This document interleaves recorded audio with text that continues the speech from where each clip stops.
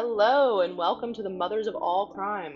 This is a podcast where we deep dive into mothers involved in infamous crimes and scandals. I'm Monica, and this is Crystal.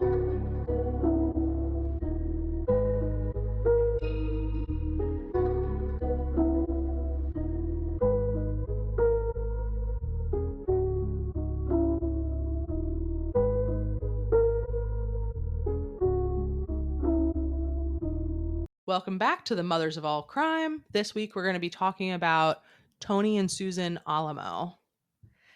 Yeah, so How I Escaped My Cult, the series came out on Hulu. So we're going to work our way through each of the episodes that cover different cults and groups, and they take a storyline from each of them.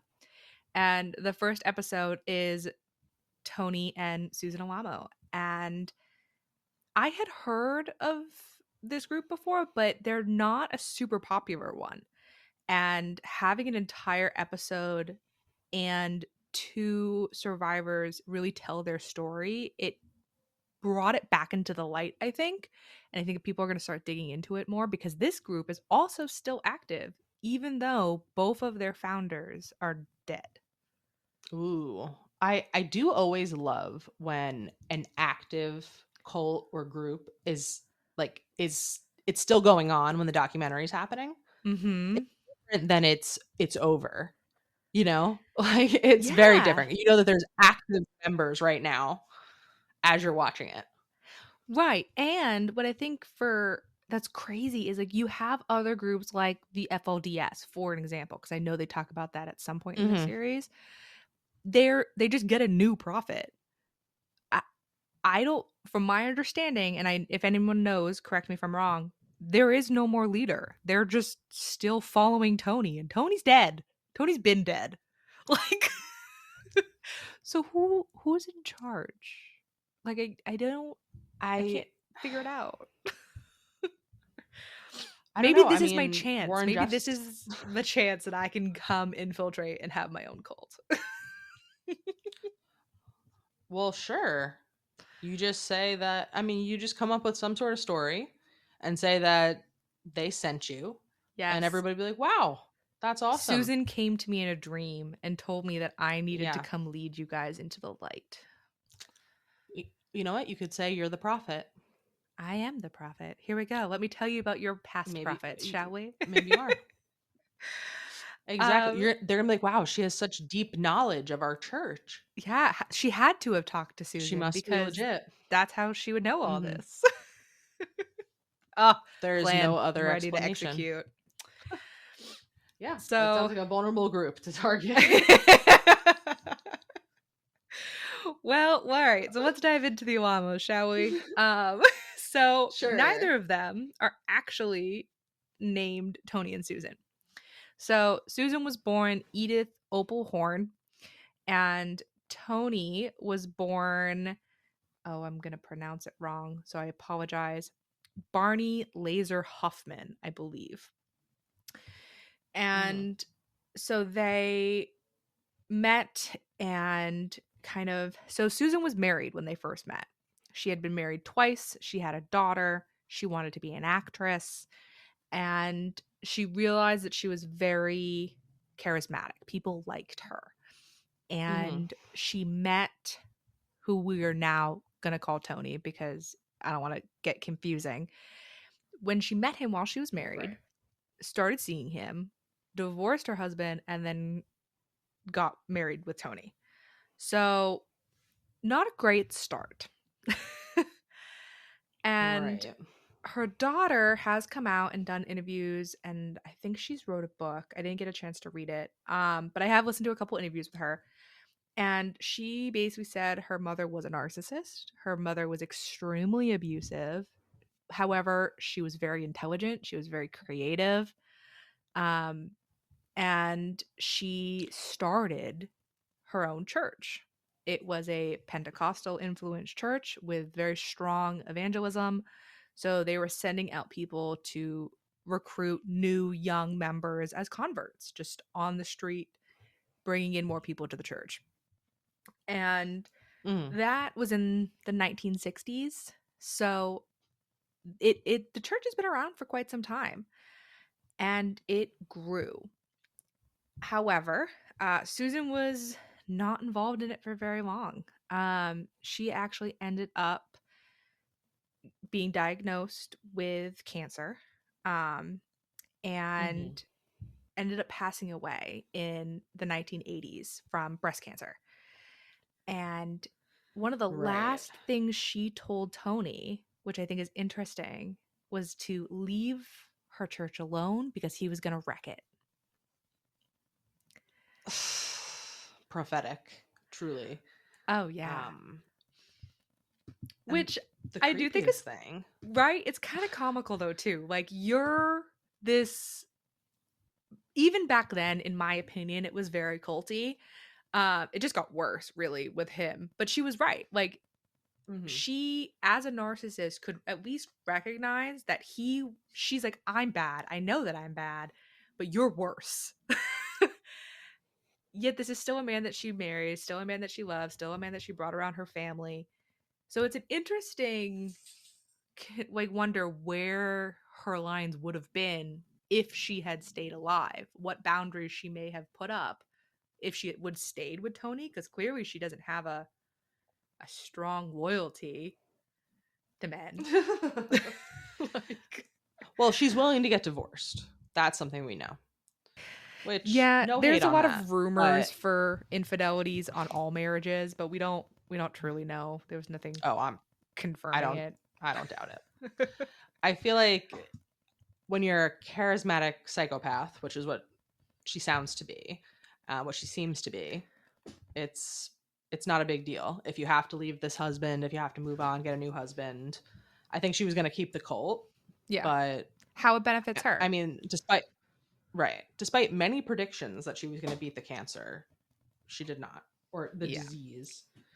She did not. And in the early days of the church, she was the preacher, which we don't see very often. Most of the time it's the men with the supportive wife who backs him. This was the roles were reversed. She was the preacher, he was the promoter. He was the one working on bringing people in. And I think, like a lot of extreme groups, they really focused on the Book of Revelations, which we've touched on before. Again, the doomsday book, as I like to call it. And there was an absolute right and an absolute wrong with them. There was no gray. There was no interpretation. It was, this is straight from God. This is how it is. You cannot question. Again, very culty. Super culty. Absolutely. I mean, that's what she was trying to do. Was have a cult. And I think she did a great job. And it's, in her world, it's too bad she couldn't enjoy it, because she did create something that was quite impressive. Yeah. I mean, it's very Gwen Shamblin. Ooh, good comparison. That's who it reminds me of. Yeah. And then the tragic demise. Yeah. So although they didn't keep Gwen's body on display, though. But so after her death, Tony moved his primary location to Arkansas and settled on a compound which he designed to have a lot of cameras. It was a huge compound, and at this point, multi generations were in the church. So one of the main storylines is from Desiree, and she was one of those second generation members because she was born straight in.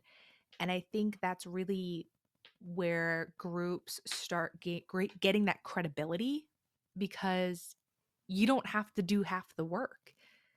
When you bring new people in who are adults, you kind of have to train them to believe what you have and convince them it's the right thing.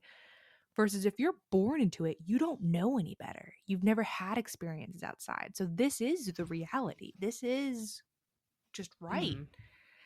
And I think she touched on a lot that it was just normal. And it breaks my heart that this is a child's normal, particularly as we get into some of the things that happened to her. Oof. Yeah, that is really sad. So, starting with Desiree, early on, she has a self admitted lying problem as a little kid. And because of that, her mom was very concerned about her going to heaven. And Mm. the best way to help her get into heaven was for her to be around Tony more. Because remember, Tony is Papa, Tony is in charge, Tony is the closest thing they have to God. So if he's around your child, he's going to help bring her to heaven and set her straight, because apparently what her parents were doing wasn't working in her mom's eyes. And Right. at 8 years old, she was sent to live with him. 8. And after about 3 months of living with Tony, he, who was 72 years old, might I add, he told her that they were going to get married. He performed the marriage ceremony between the two of them. And then, and I hate using this word, but it's how they described it in the documentary, he, quote, consummated their marriage. 8 years old, Child rape. 72 years old. Yep, child rape, 100%. Disgusting pedophile. Oh, God. And it just, watching her talk about it, and you could see her even kind of cringe when she said it, because she did a really good job, in my opinion, of telling the story as she understood it at the time, which I think can be really hard to do. And watching it, you're like, oh my God. But then you remember she's talking about it. She's like, this was my understanding. To my understanding, this It's in is the just past tense. right. Right. This is how it was, what to do. And then the second storyline is Pebbles, which I love her name, who was brought into the compound as well and was Desiree's roommate and 13 years old. And at 13 years old, she also became a wife of Tony, who, when they were married, keep in mind, she's a little bit older, she openly said that he raped her. And his response to her saying that was, how else are you going to learn to be a wife? Which, again, just the amount of Chilling. anger when she started telling me directly to me, telling that story, I just couldn't imagine the normality of that. And also, this was the first But time. when you grow up in a cult. Yeah, you grew up in a cult. But it's the first time that polygamy got brought up. Right. I mean, I love that this is his interpretation of what Susan wanted for the church. Yeah. To have extremely, extremely young polygamous wives. Yeah, because so I did a little digging, and nothing that she ever spoke to was in reference to polygamy. I think this was his opportunity to be like, I'm going to get what I want, because now there's no one to stop me. Like, unfortunately, Susan indirectly gave him the authority to the congregation, so they respected what he said. And because of that, now that she's gone, there was no one to challenge what he said was right or wrong. And he took over being preacher. Ugh. Yikes. Yeah. So with that, it is believed to have 14 wives. And they aren't sure of all the ages when they were taken, but at least 5 of them were underage when they got married. And not just like a year or two, like young. Again, 8, 13, under 16. Yuck. Yes. Young children. Yeah, young, little, and used scripture to support this. Prepubescent. Well, pedophilia at its finest. Well, when you get to interpret things however you want and you get to make all of the rules, everyone's very susceptible to your whims. And his whims were, of course, terrible. But he was able to just have complete control to the point where he just has other people's young daughters living in his house, acting as his wife, and Yeah. it's so normalized. Yeah, and he also was quite smart, so I will give him that, where he never legally married any of them. So from a legal perspective, he never violated any polygamy laws. And in kind of reading between the lines during the documentary, it doesn't seem that this aspect of his life was extremely public. It was kind of kept in the compound, where Hmm. I think if people really sat down and started to think about it, they might have put things together. But that's part of being in a cult, right? You don't have the option of free thought. And Right. he never openly was like, this is my wife. It was all inside the home. He was the one performing these marriage ceremonies. And when he would go into the church, it would be very different conversations. So what he was saying in the home and outside the home were different. Then to top off the creepy, he was also taking sexual photos of all of his wives and keeping them. So we're going to add child pornography on top of it. I will say one common theme I've really noticed with all of these religious extremists that are also pedophiles is they keep meticulous records. They Yes. document everything. They have pictures, they have logs, they have binders of stuff. It's in every case, I feel like. I feel like Mm-hmm. that's a thing in general with pedophiles, but certainly with these religious, especially Mormon leading, it's the need to document everything is Yeah. such an interesting compulsion because it's obviously you don't want to get in trouble for this. It's not you're not announcing it to everyone because you know you shouldn't be doing it, but yet you can't even help yourself but to create evidence. Yeah. And he also, just like Susan, was extremely physically abusive to a lot of people. And if he didn't do it, he made someone else. So, in the circumstance when he was beating these children, he would say things like, "This hurts me more than you," which is so manipulative. And also, we see consistent, right? Like, well, I wouldn't have done it if you Mm-hmm. didn't do XYZ. Because that shouldn't matter. Like, no matter how it is, you should never physically assault someone because you're upset. But For he took it sure. to a different level. He would then convince people to physically abuse and have physical punishments from a parent onto a child on his behalf. So, for example, one of Desiree's stories was that she had a diary that was found, and it was talking about things that were happening in the home, things happening to her, the abuse, the rape, the how her feelings were, that she wanted to leave.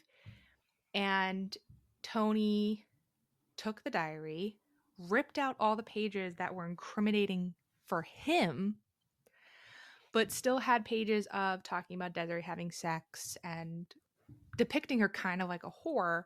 He then gave the book to her Mm. father, told her father that he had to beat her, basically, because of these comments and how horrible it was, breaking down that family dynamic. So now, as a child, you feel like you're even more alone. You have nowhere to turn. If you can't help turn to your parents, who else is going to help you? No one. They were so vulnerable. Yeah, it was these two girls, you could just tell as they were watching it, just so broken listening to some of it and absolutely terrified. Um, it was constant of fear. And Desiree started talking about her escape, and she did it in the middle of the night.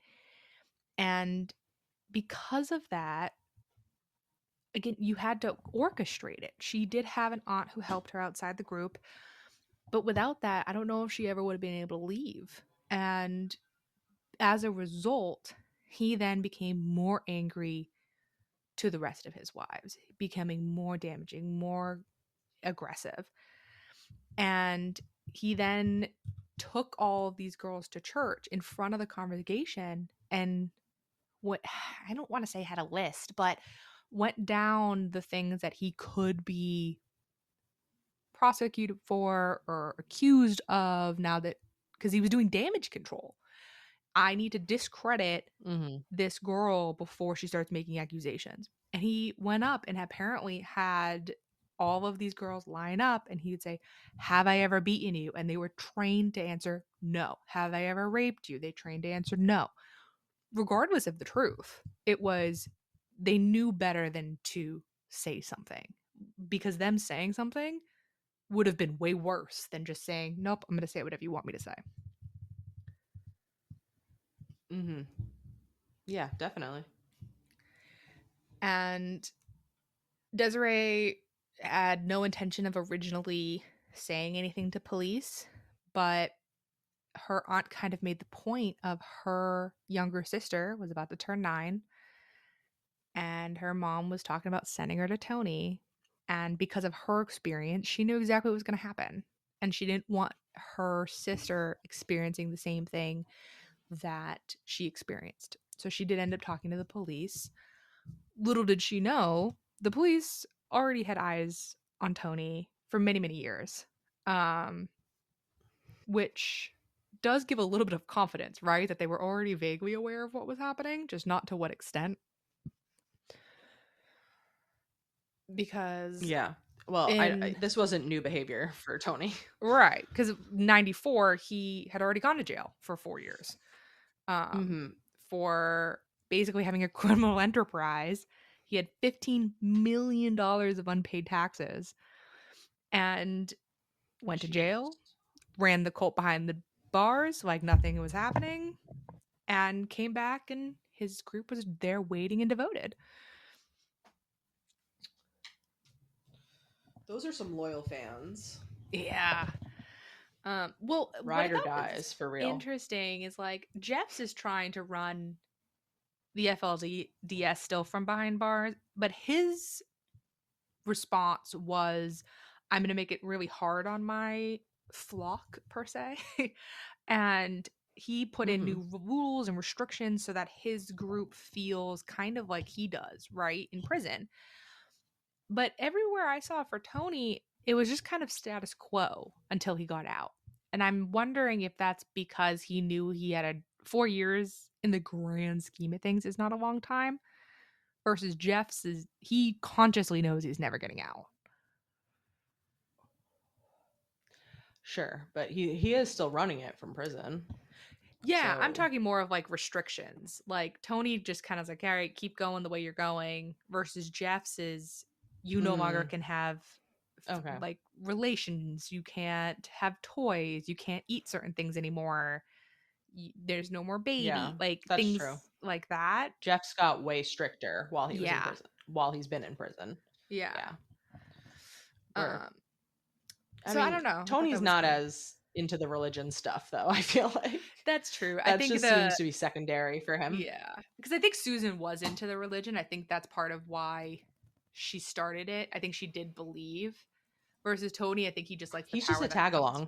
Yeah, he's like, if it's gonna support the creepy shit that I want to do, I'll find some Bible verses. Sounds great. he's Father God. You know what I mean? Where it's like not as important. You could interchange them. Yeah, whatever. But it's just because she passed and he acted like she wanted him to take over, which we've seen in other cults before, that someone close to the person who passes away is like, well, this is what they wanted. And it's like, was it? She seemed kind of unsure about that, actually. Right? Like anyone close to her actually highly disagrees. Yeah, they're like, you're actually gonna sabotage the whole thing with your perversions. Because she knew. Oh, she'd absolutely. There's no way she couldn't have. There's no way. She knew. Yeah, which makes her terrible too. Yeah, and I think it makes, if she was still alive, I think she would have been held just as responsible for all of this behavior because you're actively knowingly participating and making excuses for him. Well, I do think it really ramped up though in openness when she passed away. Yeah. But I think that she knew about his proclivities for sure. And she just handed him all of this power and all of these fans, followers, whatever they're called for this. Devotees. Yeah. Yeah. What's the name for a person in a cult? Just a cult member? I think it depends on the religion, right? Like I know the flock is there a lot. The group, the members. Okay. Tony's flock. Tony's flock. The members. Tony's flock. I like that. But because of all of her help, I couldn't find. So depending on what you read, there was a 3-year investigation and there was a 6-year investigation. So it kind of depends on what article you read or the documentary versus news or whatever the case is. Either way, not a short one. And the police ended up raiding the compound. And to their surprise, the only found inside the home was women. There were no guns, there was no porn, nothing. But that's because Tony was tipped off. And to the best of my ability, I could not figure out what the tip was, who the tip was suspected of from being, which I don't know, unclear. Just sits weird with me that we have this whole series. There's a whole investigation. There was a trial, which we'll get to in a second. Yet nobody has a single suspicion on who the tip was. Just doesn't sit well with me. It's just a secret. It's Susan from Beyond the Grave. The godly interactions. But yeah, so he took 3 of his wives and went on the run. And while he was leaving, he told all of the other women to get rid of the evidence. And they got rid of anything incriminating to him. And this is his next steps, which, God, the confidence of some of these leaders just baffles me endlessly. Tony started calling news stations and giving interviews about his group, about his decisions, saying things like, well, Mary was inseminated at 10 or 12, so it's fine with what I'm doing. Sir. Ew. And the fact that he was reaching out to these, like, normally it's news people trying to be like, hey, talk to us, tell us your side. Like, he was the one deliberately so confident that A, he was never going to get caught, but B, that it was okay that he was calling news stations. Yeah, that's literally mind-blowing. The Delulu at its highest. Delulu old man. Yeah. But, after 5 days of all of these calls and his travels, the motorhome broke down in Arizona. And because of all of these interviews, the police were just tracking where he was going. He was on a phone. Like, again, the smartest criminals never get caught. So I don't care how smart you are. If you're making phone calls, you're an idiot. Like, lose the cell phones and you may have had a chance. But yeah, if you have a phone, you're on the grid. Right. And he's just like, nah, it's going to be fine. So when they showed up at the motel, he was like, nah, I'm just going to go outside and talk to them. Like, thinking that he, again, could just, better than everybody, talk his way out of this. Mm-hmm. There was no way in hell that was going to happen. So they arrested him at the motel in the presence of his wives, quote, quote. They searched him, arrested him, and then charged him with 10 counts of child sex abuse. Which... very well deserved. Oh, 100% well deserved. I do think it could have been higher, and I think they wanted it to be higher, but unfortunately, because of the tip and all the destruction of everything else, those were just the ironclad charges that they could do. But it was all kind of resting on Desiree, because she ended up contacting a lot of the wives and talking to them and convincing them to be involved in the prosecution. She convinced 8 other women to stand up, tell their truth, but here's the thing, if she didn't, all of the rest of them wouldn't have done it. And she did. Yeah, definitely. It's so impressive, because I think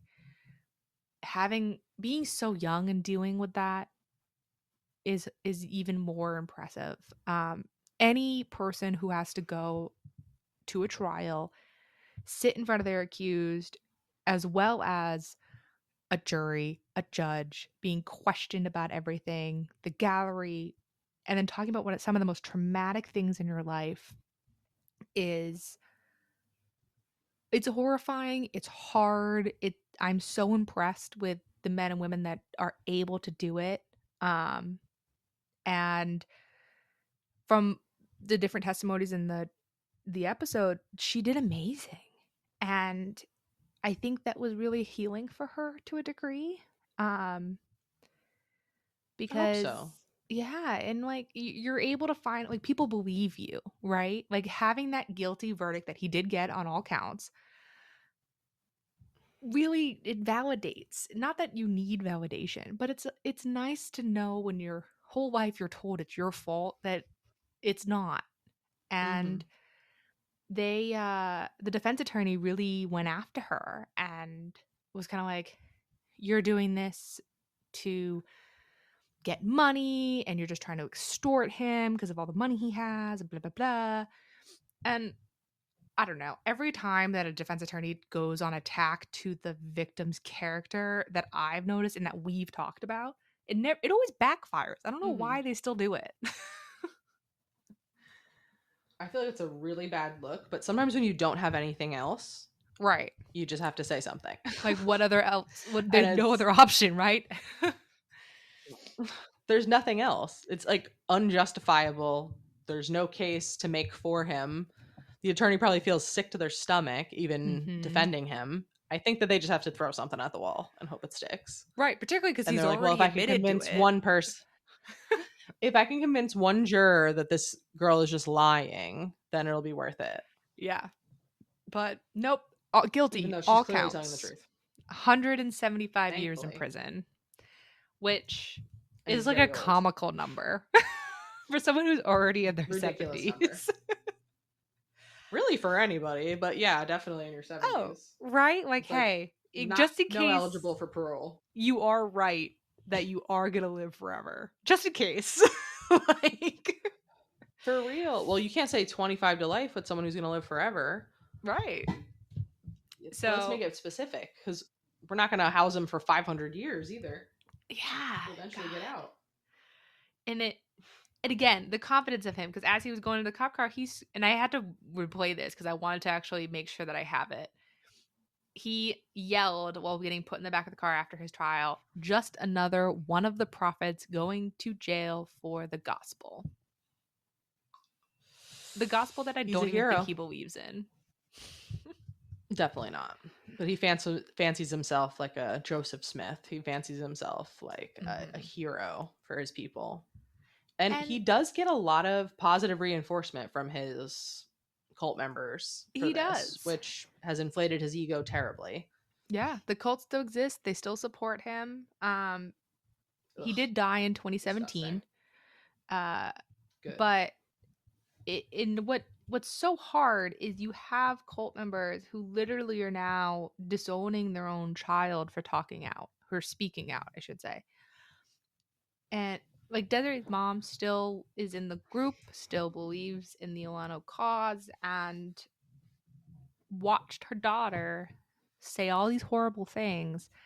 If that doesn't wake you up, I don't know what would. Probably nothing can, because she'd have to like reconsider every decision she's ever made, and it's too hard. It's too much. So you just have to stick to your guns and not deal with it, basically. You were the reason that you sent your daughter to a pedophile. Like, I think grasping and coming to terms with that would also be inconceivable. Like, if she probably doubled down, and I think it was, this has to be truth, because if not, what did I do? I can't imagine living with that. Yeah, I it's really crazy. I can't imagine. Yeah. And so the only other thing here was uh there was a damages issued to be paid to the wives in a total of $1 billion, Mm, which okay, good number, good round yeah, number. good number, 14 wives. Mm-hmm. It's one of those things is like the money doesn't make it go away, the money doesn't make it better, doesn't make you heal, but it definitely can take the load off because these kids basically are coming out of something with absolutely nothing. The clothes on their back is what they have. And they don't have an Right. education. They don't have like any kind of skills.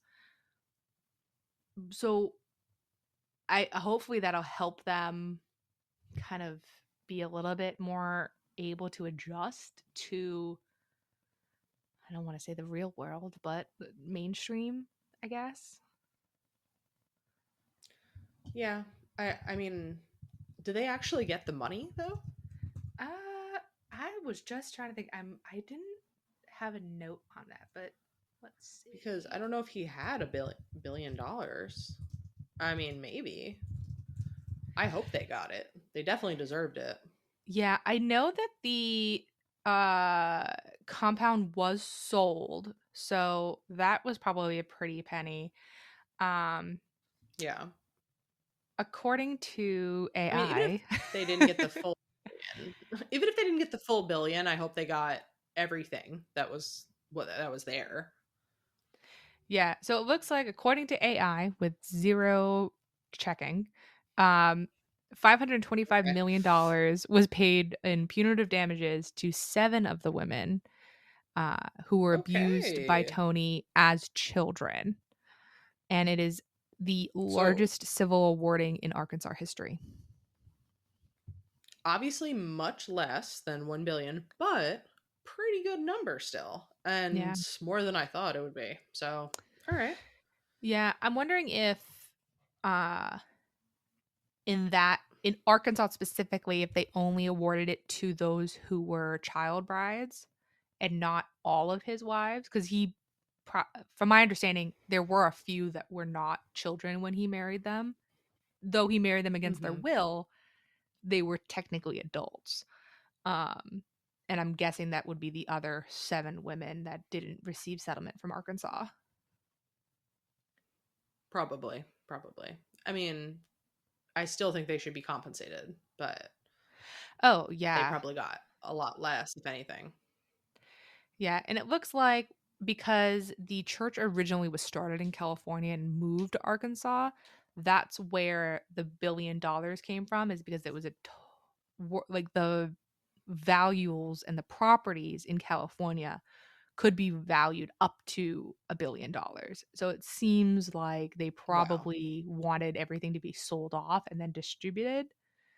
But again, that's from Mm, a quick read sure. and zero vetting. But again, you had the attorneys that got paid out, the plaintiffs, the victims, probably back taxes that he just never paid because, he's so good at paying those.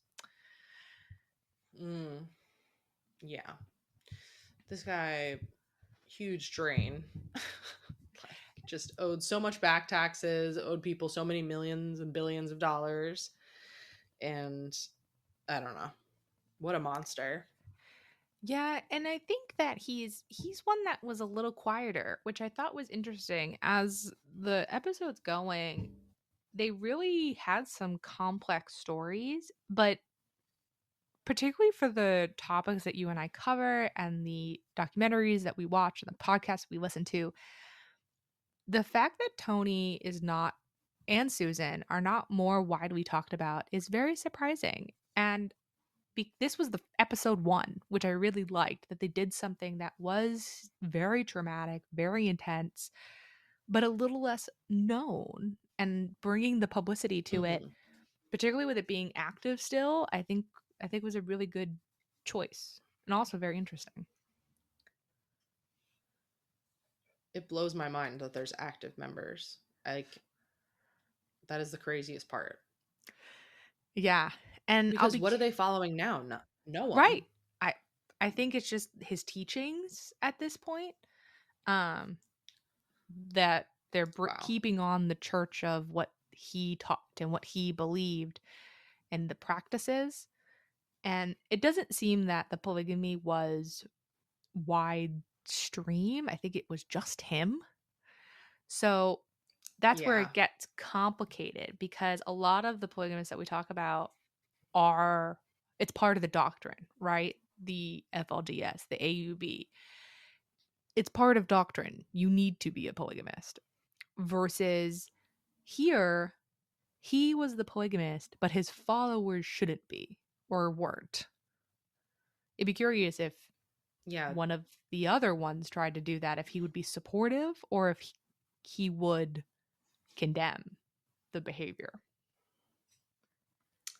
I don't know, but just the mental gymnastics to make that work, where it's okay for the leader to be polygamous and have child brides, but no one else can do that. Right. It's just like a total set of different standards.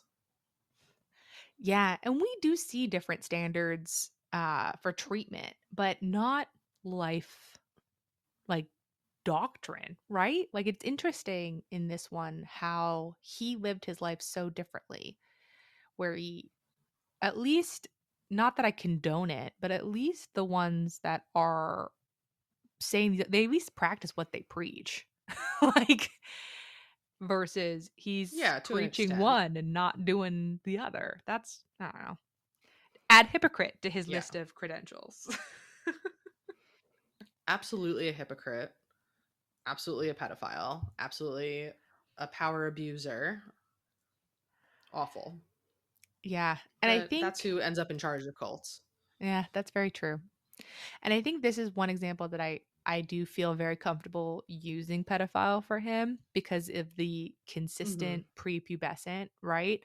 And we had talked about some of the verbiage differences, in the past, and the prepubescent consistency for him is just so strong, and the attraction that went with that.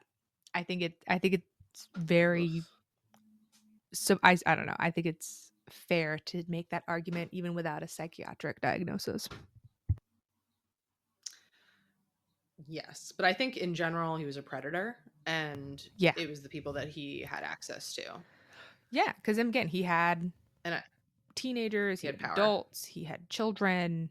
I think it was a power thing more than anything, plus absolutely a sprinkle of sexual preference. Yeah. But, a little bit of perversion, a little bit of a power complex, a little bit of a god complex. My wife's finally out of the picture. I can get a newer model that's 8 years old. Yeah. And it would be interesting what would have happened if she was alive, and where the church could have gone, or what direction it would have gone to. Because if you look at pictures of them, like, they did have very trendy looks, like when they were popular. But he's not a knockout. However, he was 10 years younger than Susan. So he definitely, I think, may have saw an opportunity, but also I think she just liked younger men. And it is interesting that, like, he went from someone who was 10 years older than him to children. So it makes me think that, like, the children was always a secret, and then once he got what he wanted, he didn't have to be anymore. Yeah, I think it was a waiting game, and I think that he wanted to, like, ride on her coattails and get more power and money because of her, and then he could do whatever he wanted. Yep. But so that was episode 1. I'm excited to kind of go through this series. It seems like, at least from episode 1, they have some interesting groups and stories that they're going to talk about rather than listen, I love the FLDS. I think they're fascinating, but there is an influx with their information. So I'm kind of excited to see some of the other groups that may come through.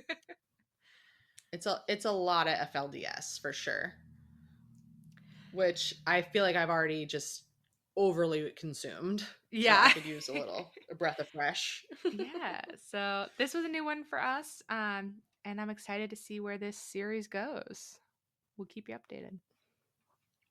Yeah, absolutely. And if you guys enjoy these type of discussions, if you'd like something else, if you have suggestions, we are open to them, and you could contact us on Instagram or by email, Mothers of All Crime, and Facebook, YouTube. We got it all. We have it all. Alrighty. Till next week. Till next time.